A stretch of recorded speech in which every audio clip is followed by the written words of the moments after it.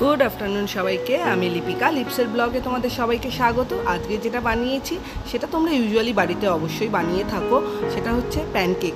হ্যাঁ, প্যানকেক বানিয়েছি, তার সাথে এগ র‍্যাপিং প্যানকেক বানিয়েছি। তো দেখতেই পাচ্ছ পুরো ব্যাপারটা কিন্তু অসাধারণ খেতে হয়েছিল। আর এর ভেতরে একটু চিজও দিয়ে দিয়েছিলাম। কিভাবে বানিয়েছি চলো পুরো ব্লগটা দেখার জন্য অনুরোধ রইল। আর বাড়িতে বানালে অবশ্যই আমাকে কিন্তু জানাবে। আর হ্যাঁ, এটা কিন্তু বাচ্চার টিফিনে বা সন্ধ্যের খাবারে বা সকালের জল খাবারে এটাকে খেতেই পারো। তো চলো দেখে নিই পুরো রেসিপিটা। এখানে একটা বোল নিয়ে নিয়েছি, তার ভেতরে আমি একটা ডিম নিয়ে নিয়েছি। আর আগে থেকেই কিন্তু দুটো ডিম আমি সিদ্ধ করে রেখে দিয়েছিলাম। আর এখানে আমি ডিমের সাথে একটু নুন তো দিতেই হবে, নুন আর প্যানকেক করতে যেরকম লাগে, আর তার সাথে একটু ময়দা দিয়ে দিয়েছি। হ্যাঁ, জল দিচ্ছি না, তোমরা চাইলে জলও ইউজ করতে পারো। আমি এখানে একটু দুধ দিয়ে করছি। তো দুধ দিয়ে করলে কিন্তু নরম, ভীষণ নরম হয় আর খেতেও ভীষণ ভালো লাগে। আর এটার ভেতরে আমি আর কোনো ইনগ্রিডিয়েন্টস দিচ্ছি না। আর এর সাথে তোমরা একটু চাইলে চিলি ফ্লেক্সও দিতে পারো বা গোলমরিচের গুঁড়োও দিতে পারো। আমি সেরকমভাবে কিছু দিইনি। হ্যাঁ, একটু কেটে দিয়েছি ধনে পাতা। ধনে পাতাটা কেটে দিলে ফ্লেভারটা একটু ভালো আসে, ওই কারণে আমি ধনে পাতাটা কুচি কুচি করে ধনে পাতাটা এর মধ্যে কেটে দিয়েছি।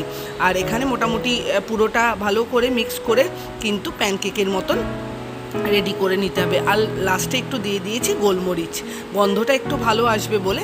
আর এখানে দুটো ডিম সিদ্ধ অলরেডি করা আছে, এই দুটোকে ভালো করে কিন্তু স্ম্যাশ করে নিতে হবে যাতে একটু গোটাটা না থাকে। এবং এর সাথে যে জিনিসগুলো মেশাতে হবে সেগুলো, হ্যাঁ, তোমরা এগ স্যান্ডউইচ যেভাবে করো সেই সমস্ত উপকরণগুলো এখানে মেশাতে হবে। এর সাথে আমি মিশিয়ে নিয়েছি 1 চামচ মতন চিলি ফ্লেক্স আর 1 চামচ মতন গোলমরিচ। হ্যাঁ, নুনটা আমি যেহেতু ব্যাটারটায় নুন দিয়েছি সেই জন্য এখানে আর সেরকমভাবে আমি নুন দিইনি। আর পুরোটায় আর একটু তার সাথে দিয়ে দিচ্ছি মেয়োনিজ। মেয়োনিজটাও অপশনাল, তোমরা চাইলে দিতেও পারো না দিতেও পারো। মেয়োনিজ দিলে পর খেতে ভীষণ ভালো লাগে। আর বাচ্চারা ইউজুয়ালি এই টিফিনটা খেতে ভীষণ ভালোবাসে, ব্রেকফাস্টে হোক বা বাচ্চার টিফিনে অসাধারণ কিন্তু একটা রেসিপি।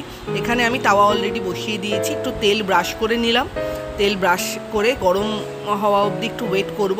এবং তার সাথে আমি এখানে দিয়ে দিচ্ছি হাতা ভরে এখানে যে ব্যাটারটা আমি বানিয়ে রেখেছিলাম সেই ব্যাটারটা আমি কিন্তু দিয়ে দিচ্ছি।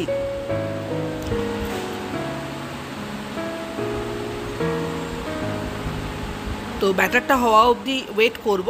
ঢেকে দিলেও হয়, আমি আর ঢেকে দিইনি। ব্যাটারটা মোটামুটি রেডি হয়ে গেছে। এরপরে এগের যে পার্টটা আমি রেডি করে রেখেছিলাম মেয়োনিজ দিয়ে, সেটা আমি সেই মিক্সচারটা এর ওপরে দিয়ে দিচ্ছি। আর তার সাথে দিয়ে দিচ্ছি, বাচ্চারা চিজ খেতে তো অসম্ভব ভালোবাসে, তো তার সাথে একটু চিজ গ্রেট করা চিজ আমি গ্রেট করে এর ওপরে দিয়ে দিচ্ছি। আর ব্যাস আমার রেডি হয়ে গেছে। উল্টো দিকটা তো অলরেডি সেঁকা হয়ে গেছেই, এবার অন্য দিকটা একটু নিতে হবে। এভাবে করে মুড়ে আমরা যেরকমভাবে র্যাপ তৈরি করি সেভাবে করে চারিদিকটা একটু মুড়ে দিতে হবে। তো মুড়ে দিয়ে উল্টো দিকটা আর একটু ভেজে নিলে পরে তৈরি আমার প্যান এগ চিজ র্যাপিং। তো এভাবে করে কিন্তু তোমরা বাড়িতে রেডি করতেই পারো। হ্যাঁ, আমি আর মেয়ে খাবো বলে দুটোই রেডি করেছিলাম। তো মোটামুটি রেডি হয়ে গেছে। তো এবার চলো খেয়ে নিই, ব্রেকফাস্ট রেডি করি। কে কোথা থেকে দেখছো অবশ্যই আমাকে জানিও। ব্লগটা ভালো লাগলে একটা লাইক অ্যান্ড সাবস্ক্রাইব করে দিও। সবাই ভালো থেকো, সুস্থ থেকো, বাই, গুড নাইট।